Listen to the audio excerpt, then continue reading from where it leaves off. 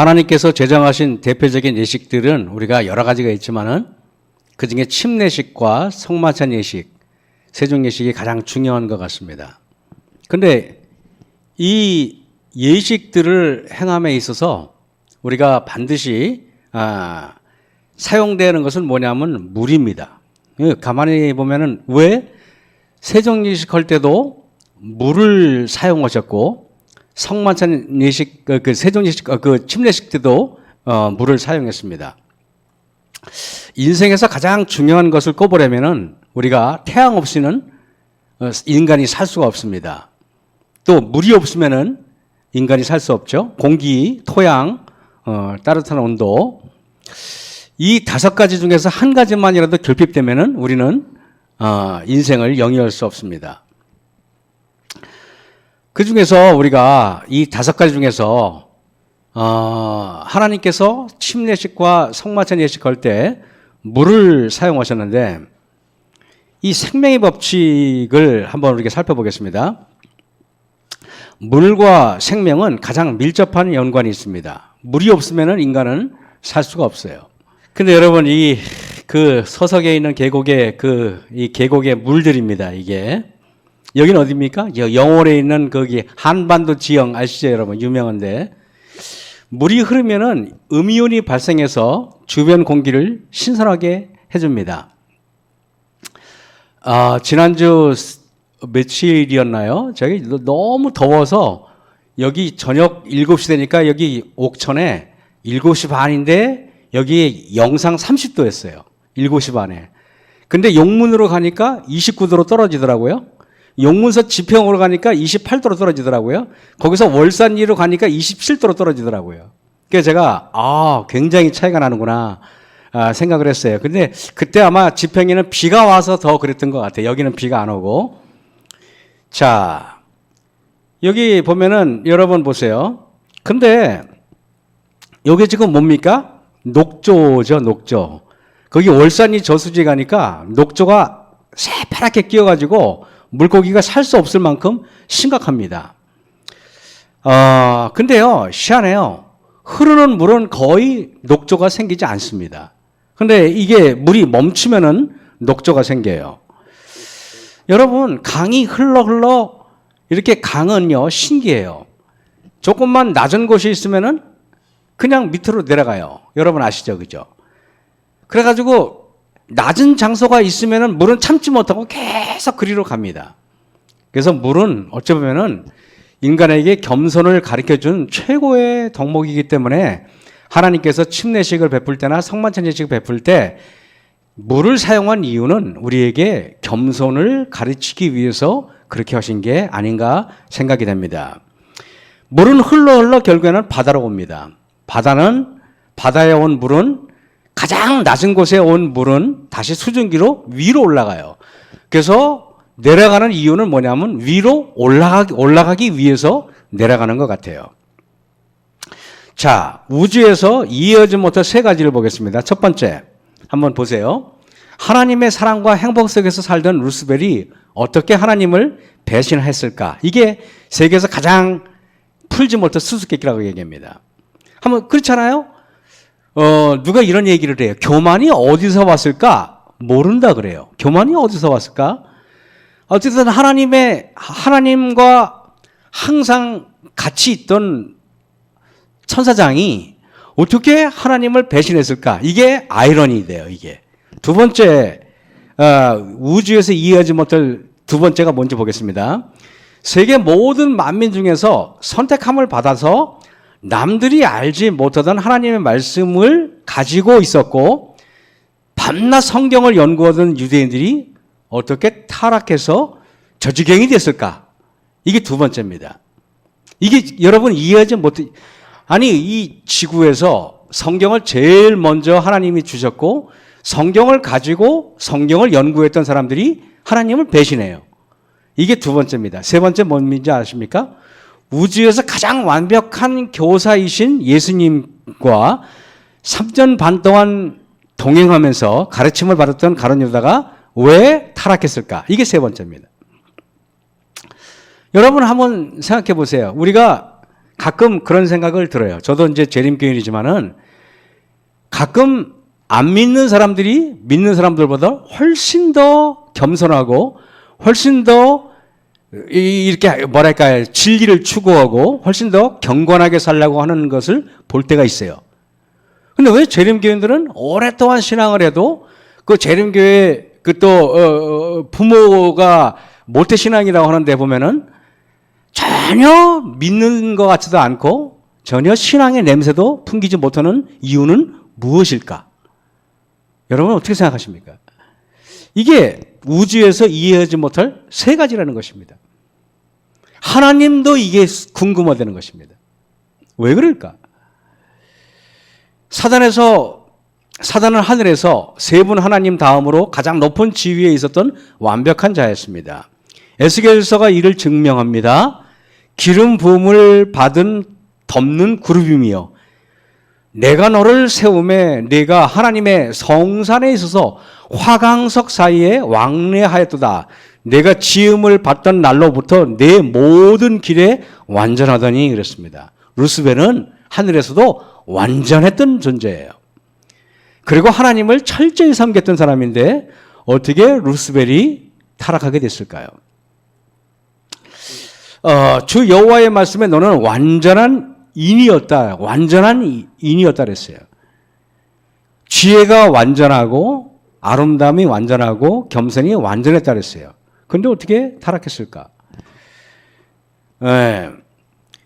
근데 여기 보세요. 여기에서 보면은 사단이 하늘에서 타락한 이유가 무엇입니까?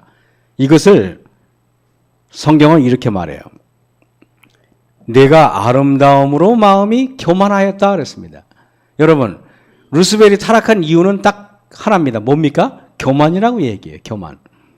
내가 영화로움으로 내 지혜를 더럽혔다 그랬습니다. 모든 악의 시작은 놀랍게 교만이라고 말합니다. 성경은 교만이 어디서 왔는지는 잘 모르지만은 어떻게 생겼는지는 잘 몰라요. 그 유래가. 근데 모든 타락의 원인이 뭐라고요? 교만이라고 얘기해요. 근데 이 땅에 사는 수많은 알 수 없는 신비 중에 사람들의 마음에 내재된 교만이 어떻게 내재되는지는 우리는 루스벨로부터 왔는데 그 루스벨의 교만은 어디서 시작되는지 모르겠다는 것입니다. 여러분, 이게 누군지 아십니까? 이런 옷차림을 한 분들은 여러분들은 여기 한국에서 거의 본 적이 없을 겁니다. 근데 스위스의 쭈리히에 가면은 저는 이렇게 토요일날 이렇게 안식일날 이렇게 가면은 이런 복장을 한 사람들이 우리와 똑같이 교회를 가고 있어요. 이들은 안식일 되면은 반드시 남자들은 검은 모자를 쓰고 검은 양복을 입고 안에는 흰 와이셔츠를 입습니다. 이들의 모자는 이게 종교식으로 이렇게 꼭 이런 모자를 씁니다. 여자들은 하얀 그 블라우스를 입고 까만 치마를 입어요. 여자들은요.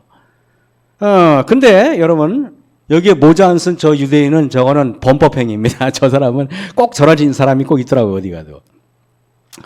자, 자신들은 선민이고 이방인들은 천한 존재라고 여겼던 이 유대인들이 어떻게 타락했을까? 그것은 뭡니까? 교만이에요.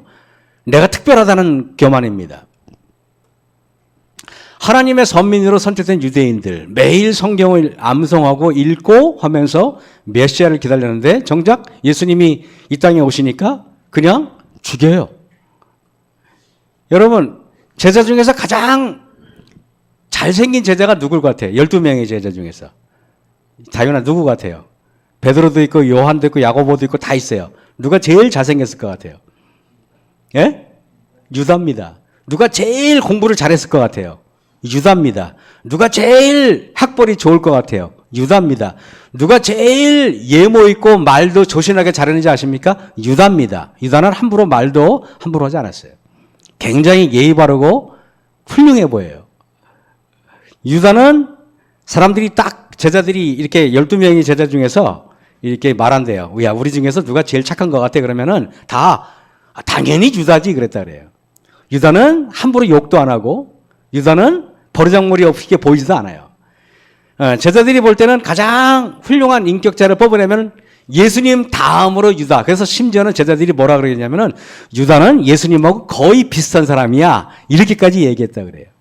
그런데 그 유다가 이렇게 예수님을 타락했다 그러니까 제자들은 가장 이해를 못했어요. 만약에 그때 베드로가 타락했다 그러면은 내가 그럴 줄 알았어. 사도 요한이 타락했으면 내가 그럴 줄 알았어. 그러는데 유다가 타락했다 그러니까 다들 아연실색하는 것입니다. 가룟 유다, 매일 예수님과 동고동락했던 가룟 유다가 예수님을 거절하고 그분을 비난했던 이유는 무엇일까요? 바로 교만이에요.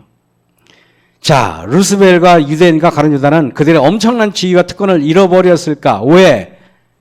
그 이유는 단 하나입니다. 뭡니까? 이것은 바로 교만이에요. 제가 여러분에게 보여드리는 이 도시는 어디 같습니까? 1. 부산, 2. 양평, 3. 서울, 4. 상하이. 상하이입니다. 여기는 상해예요. 그런데 여러분 상해 보시면 알지만은 건물이 100층, 저 100층짜리 넘는 거예요. 예? 옆에 100층 넘는 건물들이 한 2개인가 있을 거예요, 보면은. 여기는 사람의 눈으로 화려합니다. 여러분, 이 도시는 딱 보면은 멋있어요, 안 멋있어요? 멋있어요. 이 세련됨 안에 모든 시설은 굉장히 안락합니다. 그래, 안 그래요? 거기에 오가는 사람들은 굉장히 멋집니다. 아름다운 옷을 입었어요. 근데 여러분, 서울에 가면은 느낌이 어떤 느낌이 들어요? 서울에 가면은 내가 가만히 있어도 뭔가가 마음이 번잡해집니다. 뭔가가 내가 가만히 이렇게 아침에 7시나 이렇게 하면 서울 거리에 한번 여러분이 천천히 걸어보세요. 그럼 여러분들이 가만히 그렇게는 못 걸어요. 그래, 안 그래요? 내가 천천히 걷고 싶어도 사람들이 막 분주하게 오가는데 혼자 갈짓자로 천천히 걸어가면은 있을 수 없어요. 서울에 가면은 바삐 움직여야 됩니다. 여러분, 여기는 굉장히 높아지려고 하는 모든 마음들이 건물이래요, 사람들은. 높아지려고 하는 마음들. 그래서 도시에서는 높은 건물이 사람의 눈에 띄게 돼 있어요. 올라가야 됩니다. 사람을 밟고 올라가야 됩니다. 도시에 가면은 뭔가 마음이 불안해요. 여러분 참 신기합니다. 제가 7년의 외국 생활을 마치고 한국에 와서 가장 먼저 느낀 게 뭔지 아십니까? 제가 유럽에도 있어봤고 필리핀에도 있어봤어요. 7년의 생활을 마치고 한국에 왔을 때 제가 가장 먼저 느낀 게 여러분들은 한국에만 사시니까 잘 몰라요. 이런 말씀드리면은. 그런데 외국에 있다가 한국에 오면 처음에 느끼는 게 뭔지 아십니까? 혹시 여러분 뭐가 들 것 같아요? 일단은 마음이 불안해요. 신기해요. 마음이 불안해요. 그리고 일단은 뭔가 내가 쫓기는 것 같아요. 그리고 심장이 쿵쾅쿵쾅 거리는 것 같아요. 이거 몇 년 살다 보니까 지금은 이제 모르겠어요. 그리고 제가 여기 양평에 있다가 여기 옥천에 있다가 지평면만 가도 마음이 더 쭉 내려가는 것 같아요. 근데 여기 있다가 제가 교문이만 가면 마음이 또 이렇게 심장이 또 바삐 움직여요. 거기다가 더 서울로 들어가면 더 움직여요. 서울 중심부로 가면 더 심각해져요. 여러분, 여기는 어디인지 아십니까? 여기는 홍콩이에요. 이 도시들을 보면 위로 쫙 치솟았어요. 항상 여기 가면 마음이 불안해요. 제가 여러분이 드리는 말씀은 아마 여러분 맞을 겁니다. 그죠? 근데 여기는 시골이에요. 여기는 시골이에요. 여기는 더 시골입니다. 자연 속의 모든 풍경은 나를 천천히 가도 된다고 얘기해요. 뭔가 포근하고 안락합니다. 그래서 저는 이렇게 얘기해요. 여러분, 겸손은 사실은 푸근함 같아요. 겸손은. 교만은 사실은 뭡니까? 불안함 같아요. 여기 이 여자는 귀신 들렸던 막달라 마리아입니다. 이 막달라 마리아가 생명이신 예수님을 만난 포인트가 어디입니까? 이 여자의 포인트가 바로 예수님의 저 발끝이었어요. 발 밑에 있었을 때 이 여자는 비로소 생명과 연결이 됩니다. 여기 마가복음 1장 40절 보세요. 한 문둥병자가 예수께 와서 엎드려 간구하여 가로되 엎드렸어요. 엎드려서 이 문둥병자가 맨 먼저 예수님과 접촉한 게 어디입니까? 예수님의 발 밑이었어요.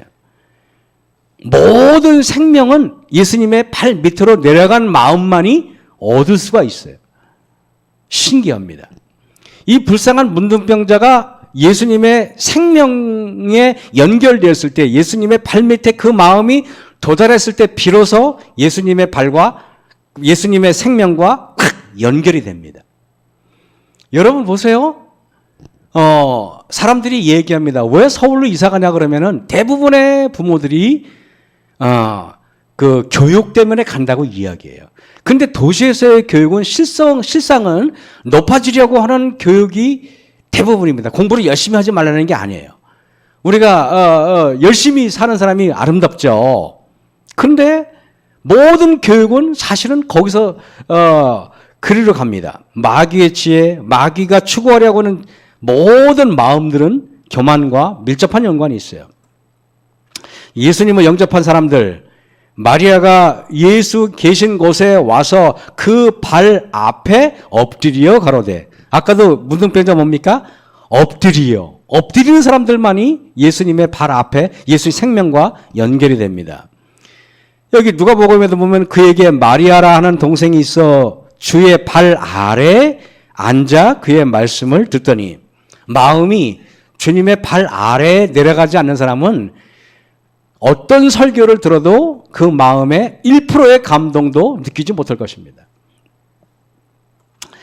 만왕의 왕, 만왕의 만주의 주님이신 하나님의 아들이 말구유에서 태어나신 이유는 무엇일까요? 그것은 바로 겸손과 밀접한 연관이 있습니다. 여러분, 이것은 예수님께서 제자들의 발을 씻기신 세종예식의 그 모습입니다. 하늘나라 시민의 자격은 겸손하고 낮아지기를 원해야 들어가는 곳이라는 사실을 보여주기 위함인데, 생명의 법칙이란 결론은 뭡니까? 제가 처음에 물을 보여줬어요. 물은 계속 낮은 대로 흐르고 모든 생명은 낮은 대로 흐르는 사람들만이 생명의 법칙과 연결되게 되어 있다는 것입니다. 자, 예수님 보세요. 폭도들에게 끌려가십니다. 우리들은요, 누군가가 나의 존재를 약간이라도 무시하면은 여기에 앉아 계신 저와 여러분들은 아마 본능적으로 반응합니다. 왜냐하면 사람들은요, 무시당하는 것을 제일 참기 어려워요. 우리는 태어날 때부터 이렇게 높아지기를 추구하는 악의 본성이 마음속에 있기 때문에 누군가가 나를 칭찬하면은 내 마음은 우쭐거리고 평안함을 느끼고 굉장히 안락하고 마음이 이렇게 뭐랄까요, 평화스럽지만은 누군가가 나를 무시했다고 생각하면은 견디기 쉽지 않을 것입니다. 근데 예수님은 사단은 구주를 모욕하는 일에 잔인한 폭도들을 지휘하였다 그랬어요. 저는 이 맛을 보면서 이런 생각이 들었어요. 아, 사단이 지휘할 수 있는 사람들은 아무나 지휘할 수가 있는 게 아니구나. 사단이 지휘하여 마음대로 조정할 수 있는 사람들은 모욕하는 걸 좋아하는 사람들, 남을 모욕하는 걸 좋아하는 사람들, 남을 무시하는 걸 좋아하는 사람들, 잔인한 사람들, 이런 사람들만 사단이 지휘할 수 있다는 사실을 처음 깨달았습니다. 사단은 굉장히 폭력적인 사람들을 좋아합니다. 그래서 사단이 크게 역사하는 곳은 어디냐면은 교만한 마음을 가지고 있는 사람들을 사단은 굉장히 자기가 원하는 대로 지휘를 한다 그래요. 여기 써 있잖아요. 사단은 구주를 모욕하는 일에 잔인한 폭도들을 지휘하였다 그랬습니다. 사단은 겸손한 사람들은 절대 지휘할 수 없어요. 반대로 하나님은 겸손한 사람들만 지휘할 수 있습니다. 자, 여기에 여러분들 사진을 보시면은 예수님이 포박줄에 결박되어 있고, 그리고 앞에 대제사장들과 바리새인들은 거만하게 예수님을, 이 사람들의 눈을 보세요. 예수님을 깔아보고 있죠, 그죠? 그래서 보통 깔본다고 얘기하죠. 깔본다. 저는 이 깔본다는 게 무슨 뜻인가 이렇게 보면은, 이 독일어나 영어를 공부해도 깔본다는 게 뭐냐면은 이렇게 뭐라 그럴까요? 사람을 이렇게 그 사람을 눈으로 이렇게 그 사람을 이렇게 깔아뭉긴다 그러죠. 이렇게 눈으로 그 사람을 상대방을 작게 만드는 게 깔보는 거예요. 무슨 말인지 알죠? 그게 깔보는 거예요. 그러니까 사람을 보면 예를 들면 누군가가 다윤이를 깔보. 다윤이가 내가 이만한데 저 사람이 나를 이렇게 낮춰가지고 나를 이렇게 깔보면 기분 나빠요. 그죠? 근데 여러분 보세요. 예수님과 이 두 사람의 이 사진 한 장으로 모든 걸 말할 수 있습니다. 거만한 대제사장들과 겸손한 예수님의 극렬한 대비를 이루는 이 그림은 이걸 그린 그림의 작가가 의도한 바라고 저는 생각을 합니다. 자, 사단은 할 수 있는 대로 그분을 노하게 하여 보복을 하게 하거나 그러하여금 자신을 구출하기 위하여 이적을 행하도록 하여 구원의 경륜을 무산시키는 것이 사단의 목적이었다. 사단은 거만한 제사장들을 통해서 예수님도 그 거만한 제사장들이 예수님을 모욕했을 때 예수님이 발끈해서 용수철처럼 눌려있던 용수처럼 위로 튀어 올라서 예수님도 거만해지게 만들기를 획책해야 했습니다. 여러분 그거 아세요? 사실은 모든 교만은 이렇게 뭐라 그럴까요? 이러잖아요, 사람이. 내가 감기에 걸리면은 여러 가지 증상이 나타납니다. 감기라고 똑같은 게 아니에요. 어떤 사람은 감기에 걸리면 열이 나는 사람이 있어요. 어떤 사람은 감기에 걸리면 기침이 나는 사람이 있어요. 어떤 사람은 감기에 걸리면은 이렇게 그 가래가 끓는 사람이 있어요. 그죠? 여러 가지가 있어요. 그런데 어떤 사람은 감기에 걸려도 가래가 안 끓어도 열만 나는 사람이 실제로 있어요. 감기에 걸렸다는 사인이겠죠. 코로나 바이러스에 걸리면은 코로나 바이러스에 걸린 증상이 있어요. 내가 교만하다는 증상은 여러 가지로 나타난다. 첫째, 화를 내면은 교만한 것이라는 겁니다. 둘째, 발끈하면 교만한 것입니다. 셋째, 다른 사람들이 하찮게 보이면 교만이라는 것이 여러 가지 증상이 있죠. 자, 시대서망 735쪽에 그분의 낮아지심은 높아지실 것에 대한 보증이었다 그랬습니다. 구주께 가한 온갖 모욕으로도 그분의 입술에서 지극히 작은 한마디의 불평도 흘러나오게 하지 못하자 사단은 몹시 분노하였다 그랬습니다. 그러면 여러분 우리는 이걸 통해서 이렇게 배웁니다. 사단은 언제 분노하는지 아십니까? 내가 모욕을 받았는데도 불구하고 발끈하지 않으면 사단은 분노한다 그래요. 그 사단은 더 나를 분노하게 만들려고 노력한다. 네가 이 정도로라도 분노를 안 해? 못 참는 것입니다. 자, 여러분 이게 누군지 아십니까? 여기 보면은 형들의 미움으로 요셉은 구덩이 속으로 던져집니다. 자, 이렇게 이 흙이 있어요. 그 밑으로 던져지니까 요셉은 낮아졌어요? 아니면 높아졌어요? 낮아진 것입니다. 또 보면은 이제 형들이 그것도 모자라서 끄집어내가지고 노예로 팔아버렸습니다. 자, 보통의 사람에서 이제는 뭐로 낮아졌어요? 노예로 낮아졌습니다. 이제 그것도 모자라서 이제는 뭡니까? 남의 집에서 이제는 이러다가 이제는 뭐랄까요? 성추행에 한 모함으로 걸려가지고 이제는 뭡니까? 감옥으로 이제 더 떨어져요. 어때요? 요셉의 생애는 낮아지는 게 요셉의 생애입니다. 근데요, 가장 낮은 곳으로 내려갔던 요셉은 이제 더 이상 낮아질 곳이 없는 상태에서 갑자기 국무총리가 됩니다. 이게 하나님께서 우리에게 겸손해서 어떻게 높아지는지를 보여주는 것입니다.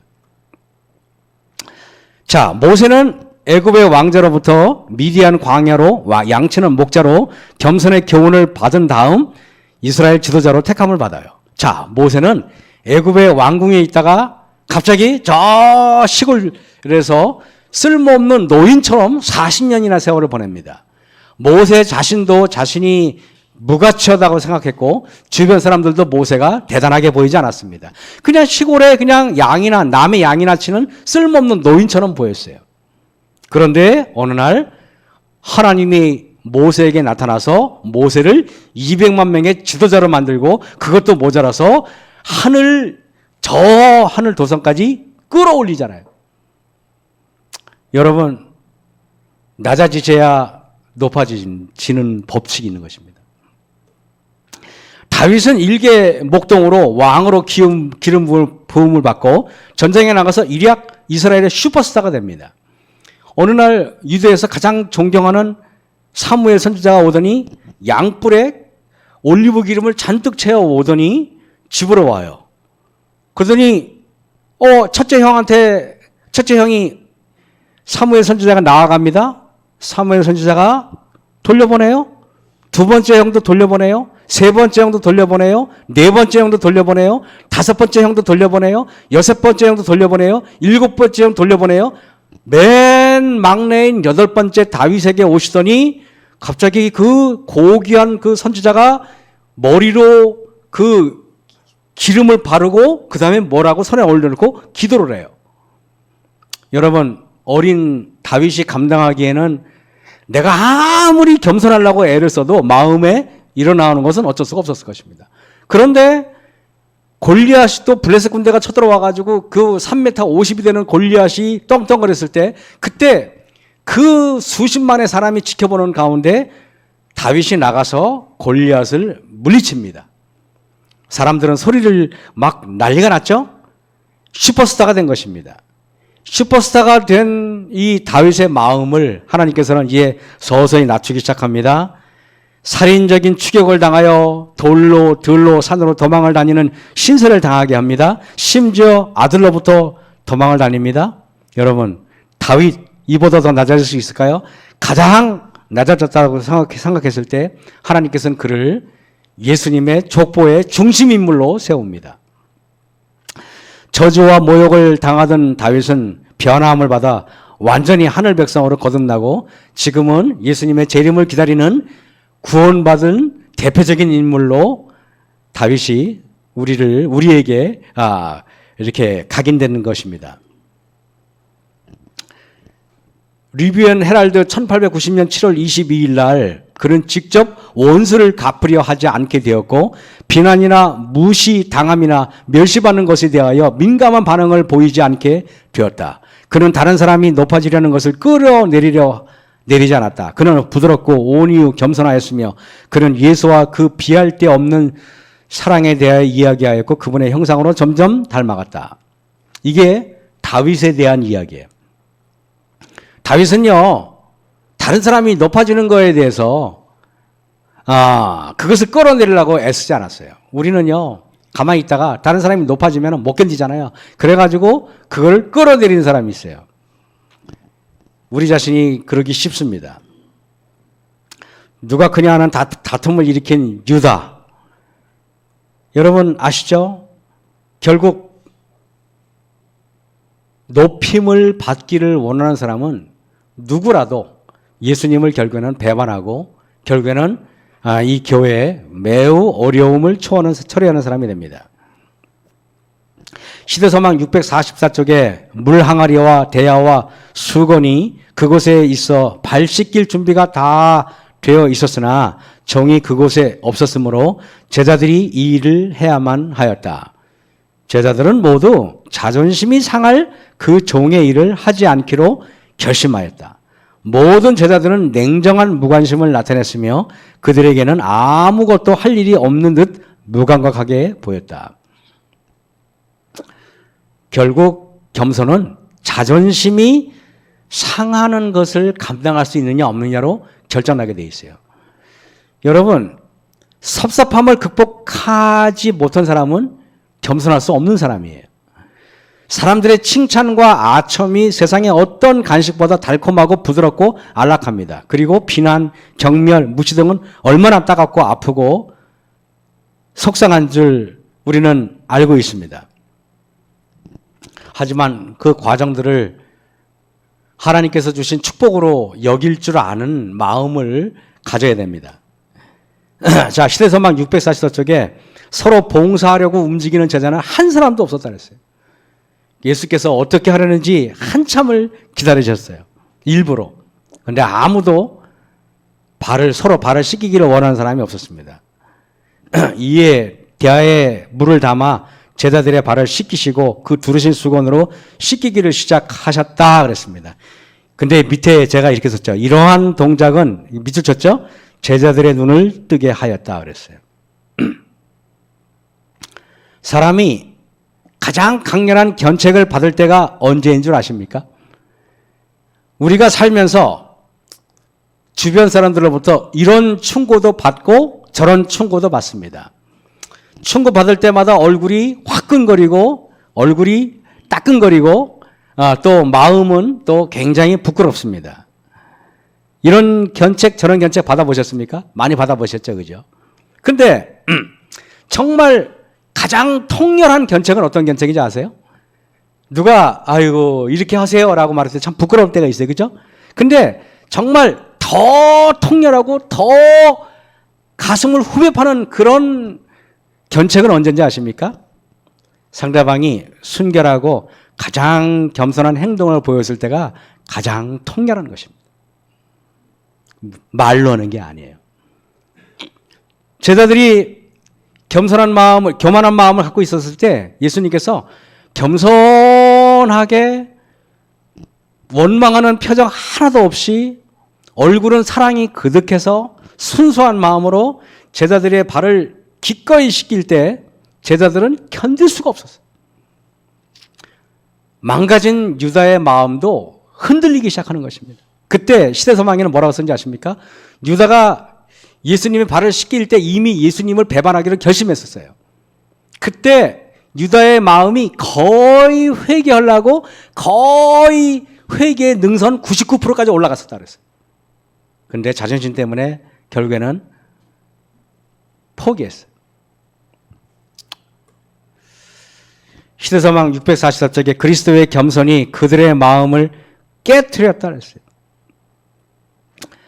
결국 우리들의 마음이 깨지는 것은 주변 사람을 통해서 혹은 성경을 통해서 겸손한 사람들 때문에 깨지는 것입니다. 저도 목회하면서 이런 분 저런 분을 다 보잖아요. 그죠? 여러분들도 마찬가지겠지만. 근데 때로는 어떤 겸손한 여집사님이, 때로는 어떤 겸손한 남집사님이, 때로는 장로님이 겸손한 모습을 저한테 보일 때 제가 말은 안 하지만은 마음속에 굉장한 충격을 받고 굉장한 부끄러움을 느낄 때가 있었어요. 정말 제가 목회하면서 아주 훌륭한 평신도들을 하나님의 은혜로 많이 만난 것 같아요. 너무 겸손하고 너무 훌륭하고 너무 착한 분들을 많이 만났어요. 겸손한 행동들이 나의 교만의 성을 뒤흔들 때가 있어요. 똑똑한 사람을 통해서 마음이 흔들려 본 적은 별로 없어요. 잘생긴 사람을 통해서 마음이 흔들려 본 적은 별로 없어요. 많이 배운 사람 때문에 내가 마음이 흔들려 본 적은 별로 없어요. 근데 정말 아무것도 가지지 않은 듯이 보이는, 아무것도 없는 것처럼 보이는 사람이 하늘과 연결된 듯한 겸손함을 보일 때 마음이 뒤흔들릴 때가 있어요. 이 우주에는 생명의 법칙이 있다 그랬죠. 물은 언제나 낮은 곳으로 내려가려 하고 사람을 제외하고 이 우주에 존재하는 어떠한 피조물도 자신을 위해 사는 것은 별로 없는 것 같아요. 지난 토요일 날 저녁에 자다가 너무 배가 아파서 체해서 일어나가지고 이거 어떻게 헛수을 못해. 그래가지고 일단 집 밖에 나와가지고 막 뭐라도 걸으려는데 걸을 힘도 없어. 근데 저도 모르게 항상 밖에 나가면 저도 모르게 어디 가냐면 항상 봉파리한테 와요, 항상. 근데 저 개를 보면 마음이 진짜 평안해요. 착하니까, 개가. 그래서 이렇게 갔더니 이렇게 등이 아프더라고요. 여러분 체하면 어디가 등이 아프잖아요. 그러니까 그 봉파리 개집 앞에 있는 그 문, 그 대문 거기 뭐죠? 이렇게 왜 기둥 있잖아요, 기둥. 그 벽돌로 만든 기둥에 등짝을 내가 텅텅 치면서 있었어요. 이렇게 있었더니 그랬더니 봉파리가 일어나더니 저를 이렇게 물끄러미 위아래로 계속 훑어보더라고요. 개들도 제가 아픈 줄 알아요. 그 정도는 알아요. 그러더니 손을 쭉 뻗어서 내 발 위에 뚝 올려놓더라고요. 내가 너를 이해한다고. 그래서 가끔 보면은 그런 생각을 해요. 사람들이 그래요. 사람은 사람을 배신해도 짐승은 사람을 배신하지 않는다는 얘기죠. 가끔 보면은 하나님께서 만든 피조물 중에서 여러 개체가 있는데 때로는 이름 말 못하는 짐승들이 때로는 사람의 마음을 더 크게 위로할 때가 있구나 하는 생각이 들 때 있어요. 자아희생적인 사랑의 법칙만이 생명의 법칙이고 구원의 도리입니다. 우리가 들판에 있는 나무들을 보고 들판에 있는 구름을 보고 풀들을 봤을 때 왜 마음이 평안한지 아십니까? 그들은 높아지기를 원하지 않기 때문에 그런 것입니다. 하나님의 피조물이기 때문에 그런 것입니다. 그런데 예언의 뭐라고 기록되어 있습니까? 성경에 뭐라고 기록되어 있습니까? 이 지구상에 자기 자신을 위해서 높아지려고 애쓰는 존재는 인간밖에 없다. 그 얘기. 그렇기 때문에 우리의 마음은 늘 겪지 말아야 될 괴로움을 겪는 것입니다. 높아지려고 하기 때문에 괴로운 거예요. 겸손의 의미를 체험한 사람들이 다음 단계로 가는 건 뭔지 아십니까? 성만찬으로 가야 돼요. 세종예식을 하지 않은 사람은 성만찬에 들어오면 안 돼요. 세종예식을 하지 않고 겸손예식을 진행하지 않은 사람들은 하나님의 떡을 떼서는 절대 안 됩니다. 왠지 아십니까? 겸손하지 않은 사람이 하나님의 말씀을 가지고 있으면은 그것은 다른 사람을 정죄하는 무기로 쓰기 때문에 그런 것입니다. 교만의 도상에 있는 사람들은 교만을 지속할 수 있는 지식을 원하지만은 생명을 발견한 사람들은 생명의 떡을 찾게 돼 있어요.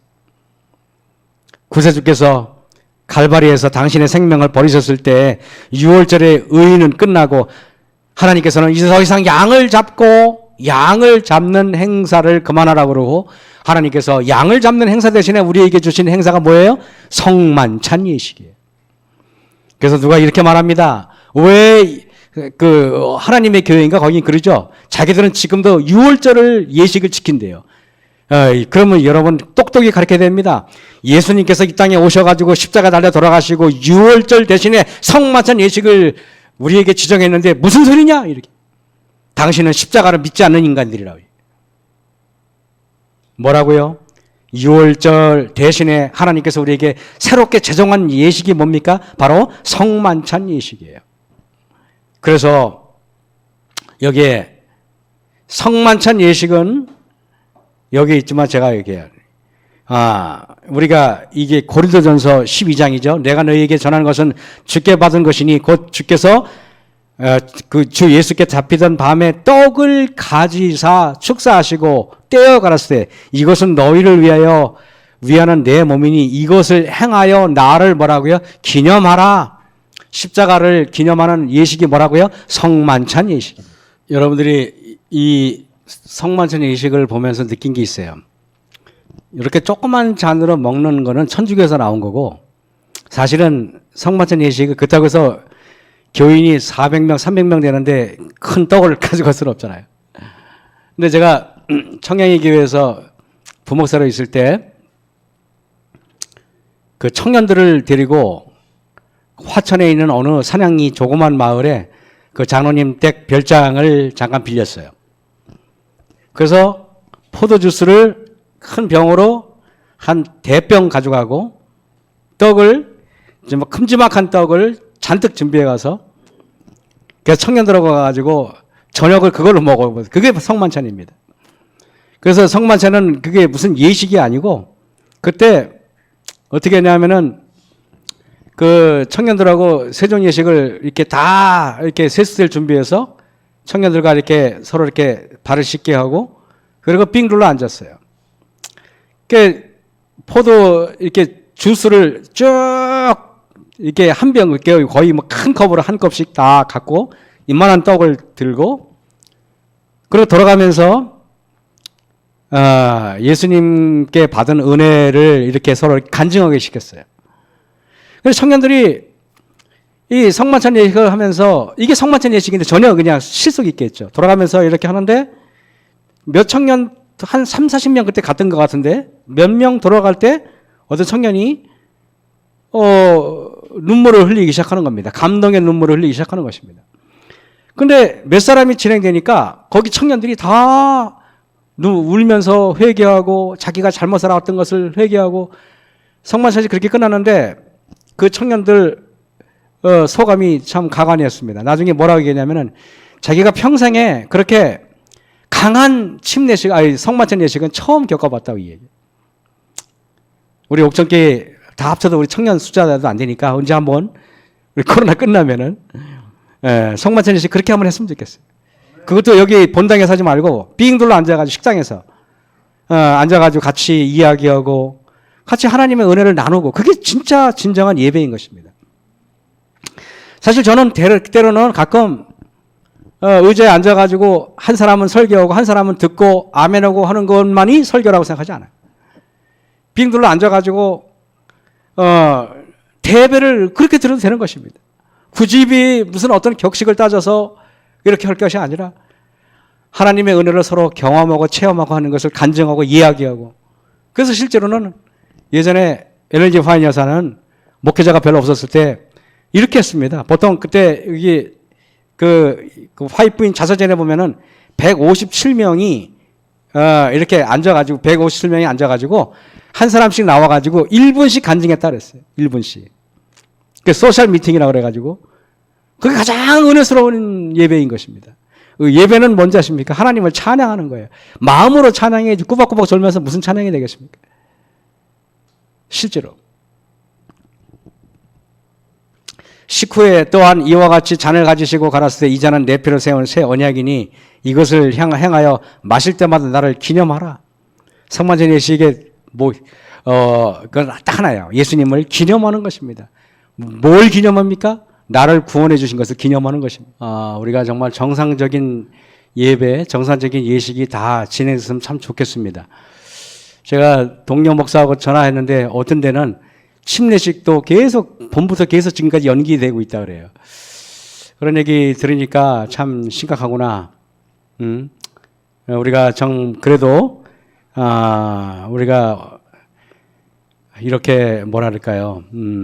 온라인으로나마 예배를 드릴 수 있어서 참 다행이지만은 그러나 정상적인 예배가 빨리 회복되길 바라면서 오늘 말씀을 마치겠습니다.